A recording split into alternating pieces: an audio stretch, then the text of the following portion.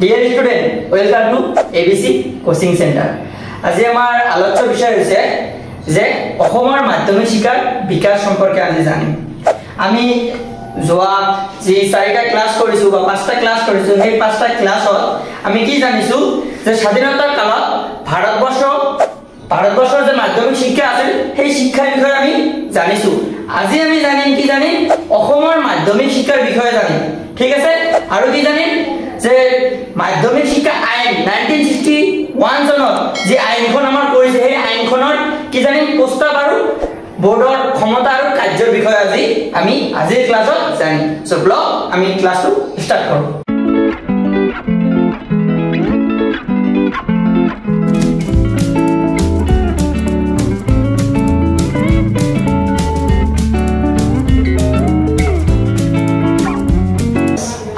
যেতিয়া আমাৰ দেশখন স্বাধীন হৈছিল, কিমান চনত আমাৰ দেশখন স্বাধীন হৈছিল? 1947 চনত আমাৰ দেশখন স্বাধীন হৈছিল। আৰু আমাৰ দেশত আমাৰ যেতিয়া স্বাধীন হোৱাৰ আগতে ইংৰাজসকল আমাৰ অসমত কেতিয়া আহিছিল? আমাৰ ইংৰাজসকল আৰু এটা কথা কৈছো যে আমাৰ ভাৰতবৰ্ষত যে ইংৰাজসকল আহিছে কেতিয়া আহিছে সেইটো তোমালোকক কলো যে কেতিয়া আহিছে তোমালোকে কমেন্টত কবা। আৰু আমাৰ অসমত যে ইংৰাজসকল আহিছিল কেতিয়া আহিছিল? 1825 চনত আমাৰ অসমত ইংৰাজসকল আহিছিল। আজি আমি কি জানিম যে আমাৰ অসমৰ মাধ্যমিক শিক্ষাৰ বিকাশ সম্পৰ্কে জানিম। শিক্ষা আমাৰ পাঠ্যৰ নাম কি আছিল? যে স্বাধীনতাৰ কালত ভাৰতবৰ্ষ আৰু অসমৰ মাধ্যমিক শিক্ষাৰ বিকাশ। স্বাধীনতাৰ কালত যে স্বাধীনতাৰ পিছৰ পৰা যে আমাৰ মাধ্যমিক শিক্ষাৰ কেনেকুৱা বিকাশ হৈছে সেই বিষয়ে, কিন্তু তাৰ পিছৰ পৰা অলপ আমি জানিম, ঠিক আছে। যে আমাৰ ইংৰাজসকল কেতিয়া আহিছে আমাৰ অসমত? 1825 চনত আমাৰ অসমত আহিছে। যেতিয়া ইংৰাজসকল যেতিয়া আহিছে আমাৰ কি হৈছে? কিছুমান ভাল হৈছে, কিছুমান বস্তু কিন্তু বেয়া হৈছে। প্ৰতিটো বস্তুৰ এটা মেৰিট আৰু এটা ডিমেৰিট থাকে না, হয়নে নাই? কিন্তু আমাৰ যেতিয়া ইংৰাজসকল আহিছিল তেতিয়া কিছুমান বস্তু ভাল হৈছে আৰু কিছুমান বস্তু বেয়া হৈছে। বেয়াটো বাদ দিয়া ভাল কি হৈছে? আমাৰ অসমৰ শিক্ষা ব্যৱস্থাটো উন্নত হৈছে। আৰু কি হৈছে? যাতায়াত ব্যৱস্থা কিন্তু উন্নত হৈছে। শিক্ষা ব্যৱস্থা, আমি কি শিক্ষা ব্যৱস্থাৰ বিষয়ে পঢ়ি আছো। ইংৰাজসকল যেতিয়া আহিছিল 25 চনত তেতিয়া কিন্তু শিক্ষাৰ ক্ষেত্ৰত ইমান গুৰুত্ব দিয়া নাই। গুৰুত্ব কেতিয়া দিছিল? 1835 চনত ইংৰাজসকলে শিক্ষাৰ ক্ষেত্ৰত গুৰুত্ব দিছিল। আৰু 1835 চনতে আমাৰ অসমৰ প্ৰথমখন মাধ্যমিক বিদ্যালয় স্কুল স্থাপন কৰা হয়। কিমান চনত? 1835 চনত। আৰু সেই স্কুলখনৰ নাম কি? সেই স্কুলখনৰ নাম হৈছে গুৱাহাটী সেমিনাৰী স্কুল। মনত ৰাখিবা, এইটো কিন্তু কোশ্চেন আহে কিন্তু এক্সামত, তোমালোকে মনত ৰাখিবা। কিমান চনত সেইখন স্কুলখন কিমান চনত গঠন কৰা হৈছে? গঠন কৰা হৈছে 1835 চনত। আৰু স্কুলখনৰ নাম কি? এইখন স্কুলখনৰ নাম হৈছে গুৱাহাটী সেমিনাৰী স্কুল। আৰু সেই স্কুলখন কোনে বনাইছে? স্কুলখন বনাইছে তোমাৰ জেন কিংছ নামৰ ব্যক্তিজনে ইংৰাজৰ সেই আমাৰ যি গুৱাহাটী সেমিনাৰী স্কুলখন আছে এই স্কুলখন বনাইছে। বৰ্তমান এই স্কুলখনক আমি কি নামেৰে জানো? বৰ্তমান আমি এই স্কুলখনক নামেৰে জানো যে কটন বিশ্ববিদ্যালয় নামে জানো। যে কটন বিশ্ববিদ্যালয়খন আছে এইখনে হৈছে আমাৰ অসমৰ মাধ্যমিক শিক্ষাৰ প্ৰথমখন স্কুল। তাৰ পিছত কিমান চনত হৈছে? 1835 চনত, মনত থাকিব। আৰু ছেকেণ্ডখন যিখন মাধ্যমিক বিদ্যালয় গঠন হৈছে সেইখন হৈছে শিৱসাগৰত। সেইখন কিমান হৈছে? 1841 চনত এই বিদ্যালয়খন স্থাপন হৈছে। প্ৰথমতে দুখন মাধ্যমিক বিদ্যালয় স্থাপন হৈছে। তাৰ পিছত 1926 চনত লাহে লাহে স্কুলবিলাক কি হ'ল? বাঢ়ি গ'ল। 1841 পৰা 35 পৰা লাহে লাহে মাধ্যমিক স্কুলবিলাক কিন্তু লাহে লাহে বাঢ়ি গ'ল।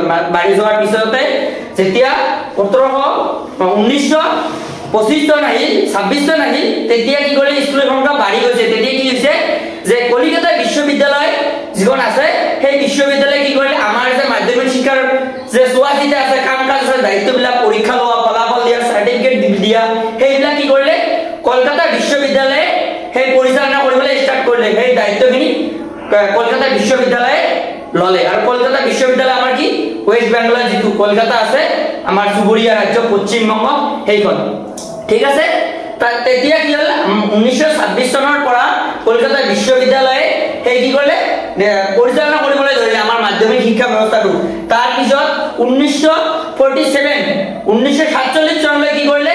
সেই পৰিচালনা চলাই আহিলে। আৰু 1947 চনৰ পৰা কি কৰিলে আমাৰ দেশখন স্বাধীন হ'ল আমাৰ দেশখন স্বাধীন হোৱাৰ পিছত কি কৰিলে 1947 চনত আমাৰ দেশখন স্বাধীন হৈছে স্বাধীন হোৱাৰ পিছত 1948 চনত কি হ'ল 48 চনত আমাৰ গুৱাহাটী বিশ্ববিদ্যালয় কি কৰিলে গঠন কৰিলে বিশ্ববিদ্যালয় গঠন কৰিলে উপস্থাপন কৰাৰ পিছত কি কৰিলে যে মাধ্যমিক বিদ্যালয় যিবিলাক সকলোবিলাক কাম-কাজ আছে এই সকলোবিলাক কাম-কাজবিলাক কি কৰিলে বিশ্ববিদ্যালয় হাতত তুলি দিলে আৰু বিশ্ববিদ্যালয় কি কৰিলে গুৱাহাটী বিশ্ববিদ্যালয় সকলোবিলাক মাধ্যমিক শিক্ষাৰ কাম-কাজবিলাক চলাবলৈ আৰম্ভ পৰিচালনা কৰিলে সকলোবিলাক কাম-কাজ আগতে মই কি কৈছো যে 1800 কিমান চনত আমাৰ কিখন হৈছিল প্ৰথম যে মাধ্যমিক বিদ্যালয়খন স্থাপন হৈছিল কিমান চনত 1835 চনত তাৰ পিছৰ পৰা 1947 চনলৈ বিদ্যালয়ৰ সংখ্যা আছিল মাধ্যমিক বিদ্যালয়ৰ সংখ্যা আছিল কিমান 191 মানে 191 খন বিদ্যালয় আছিল তাৰ পিছত দেশখন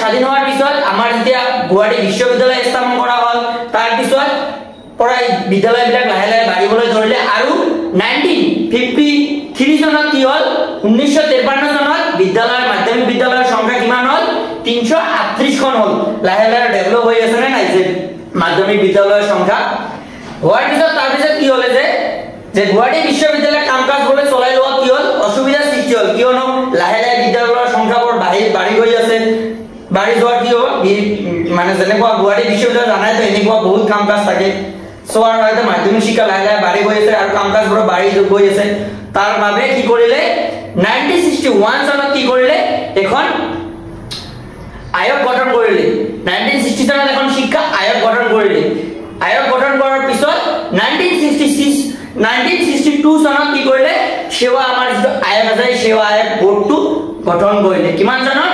1962 চনৰ কিমান 29 জুন তাৰিখে আমাৰ যিটো সেৱা বোৰ্ড আছে এই সেৱা বোৰ্ডটো গঠন কৰিলে আৰু তাৰ পিছত গুৱাহাটী বিশ্ববিদ্যালয় যি পৰিচালনা কৰিছিল মাধ্যমিক যে শিক্ষাৰ কাম-কাজ বিলাক চোৱা চিতা কৰিছিল এই সকলোবোৰ কাম-কাজ কিহৰ হাতত দিলে এই সেৱা যে বোৰ্ডটো আমাৰ গঠন কৰিলে এই সেৱা বোৰ্ডৰ আন্ডাৰত দিলে আৰু তেতিয়াৰ পৰা কি কৰিলে এই সেৱা বোৰ্ডটোৱে কি কৰিলে সকলোবোৰ কাম-কাজ চোৱা চিতা আৰম্ভ কৰিলে আৰু সম্পূৰ্ণ কাম-কাজ চোৱা চিতা কমপ্লিট হয় কিমান চনত 1966 চনত এই সকলোবোৰ বিদ্যালয় আমাৰ যেনেকুৱা আছে যে আমাৰ অসমৰ যিবিলাক গোটেইবিলাক কি হয় স্কুলবিলাক কি হয় সেৱাৰ হাতত থাকিলে আৰু সকলোবিলাক বিদ্যালয়ৰ চোৱা চিতা কাম-কাজ পৰীক্ষা লোৱা ফলাফল দিয়া চাৰ্টিফিকেট দিয়া সববিলাক সেৱাই কৰিলে তাৰ পিছত কি হ'ল 1973 কি হ'ল আমাৰ যিটো আমি যে আগৰ ক্লাছত পাই আহিছো কি প্ৰথমে জানিছো যে মুডালিয়া শিক্ষা কিহৰ পৰা পৰিছো মুডালিয়া শিক্ষা 52 পৰা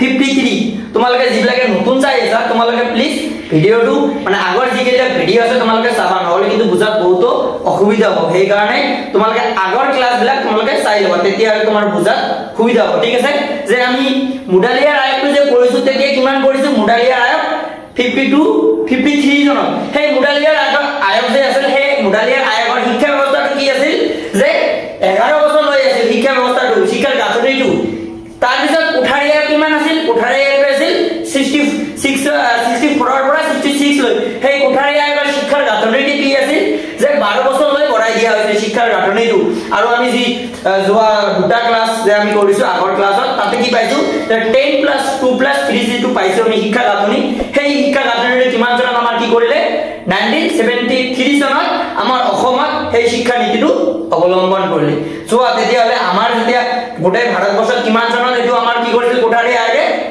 1964 to 1966 কিন্তু আমাৰ অসমত কিমান চনত হৈ গ'ল সেই গাঁথনিটো অৱলম্বন কৰিলে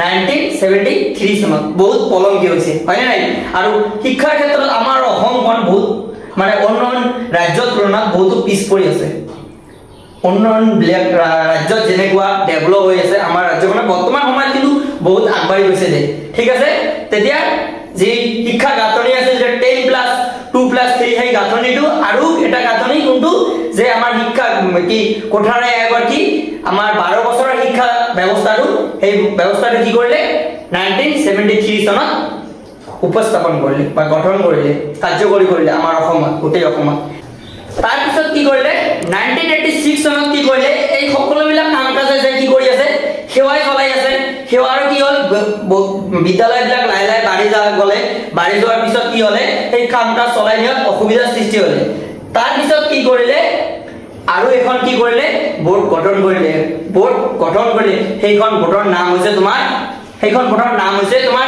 AHSEC সেইখনৰ নাম হৈছে Assam higher secondary education council সেই বোৰ্ডখন গঠন কৰিলে আৰু তোমালোকে যি পঢ়ি আছা উচ্চতৰ মাধ্যমিক শিক্ষা সেই গোটেইখিনি শিক্ষা কি কৰিলে সেই বোৰ্ডটোৱে পৰিচালনা কৰিবলৈ ষ্টাৰ্ট কৰিলে সকলোবিলাক কাম কাজ সেই বোৰ্ডটোৱে পৰিচালনা কৰিবলৈ ষ্টাৰ্ট কৰিলে যেনেকুৱা তোমাৰ একাদশ আৰু দ্বাদশ শ্ৰেণী যিটো আছে এই দুটা শ্ৰেণী তোমালোকৰ AHSEC বোৰ্ডটোৱে কি কৰিলে তোমাৰ এই বোৰ্ডটোৱে পৰিচালনা কৰিবলৈ ষ্টাৰ্ট কৰিলে যেনেকুৱা উচ্চতৰ মাধ্যমিক শিক্ষা সংসদ এই বোৰ্ডটোৱে কি কৰিলে পৰিচালনা কৰিবলৈ ষ্টাৰ্ট কৰিলে আৰু যেনেকুৱা সেৱা যিটো আছে বোৰ্ডটোৱে সেৱা বোৰ্ডটোৱে কি কৰিলে মাধ্যমিক শিক্ষাটো পৰিচালনা কৰিবলৈ আৰম্ভ কৰিছে আৰু যেটো আমাৰ ৰাষ্ট্ৰীয় উচ্চতৰ মাধ্যমিক শিক্ষা সংসদ আছে এইটো কি কৰিলে উচ্চতৰ মাধ্যমিক শিক্ষাটো কি কৰিবলৈ যেনেকুৱা একাদশ আৰু দ্বাদশ শ্ৰেণী আছে এই দুটা চলাবলৈ ষ্টাৰ্ট কৰিছে 2009 চনত কি কৰিলে সৰ্বশিক্ষা অভিযানটো কি কৰিলে গাঁথনিটো উপস্থাপন কৰিলে আমাৰ অসম গোটেই ভাৰতবৰ্ষত সৰ্বশিক্ষা অভিযানটো উপস্থাপন কৰিছে কিন্তু আমাৰ অসমত কিমান চনত হৈছে এইটো কাৰ্যকৰী আমাৰ অসমত কাৰ্যকৰী হৈছে 2012 চনত কাৰ্যকৰী হৈছে ঠিক আছে আৰু সেৱা যেটো বোৰ্ড আছে সেই সেৱা বোৰ্ড তোমালোকে কিমান চনত এইটো আৰম্ভ হৈছে এটা মনত ৰাখিবা তাৰ পিছত মনত কি ৰাখিবা তোমাৰ আমি যিখিনি জানিলো যে অসমৰ মাধ্যমিক শিক্ষাৰ বিকাশ সম্পৰ্কে জানিলো কিছুমান ইম্পৰ্টেন্ট কথা তোমালোকে মনত ৰাখিবা যেনেকুৱা প্ৰথম আমাৰ কি মাধ্যমিক স্কুলখনৰ নাম কি এখন স্কুলখনৰ নাম কি গুৱাহাটী সেমিনাৰী স্কুল কিমান চনত হৈছিল সেইটো মনত ৰাখিবা তাৰ পিছত কি আমাৰ গুৱাহাটী বিশ্ববিদ্যালয় কিমান চনত স্থাপন কৰা হৈছিল এইটো মনত ৰাখিবা তাৰ পিছত কি মনত ৰাখিবা যে আমাৰ সেৱা যেটো বোৰ্ড আছে এই সেৱা বোৰ্ডটো কিমান চনত হ'ল তাৰ পিছত কি উচ্চতৰ মাধ্যমিক শিক্ষা সংসদ যেটো আছে সেই সংসদটো কিমান চনত উপস্থাপন হ'ল কাৰ্যকৰী হ'ল সেইটো মনত ৰাখিবা আৰু সৰ্বশিক্ষা অভিযান কিমান চনত আমাৰ অসমত কাৰ্যকৰী হয়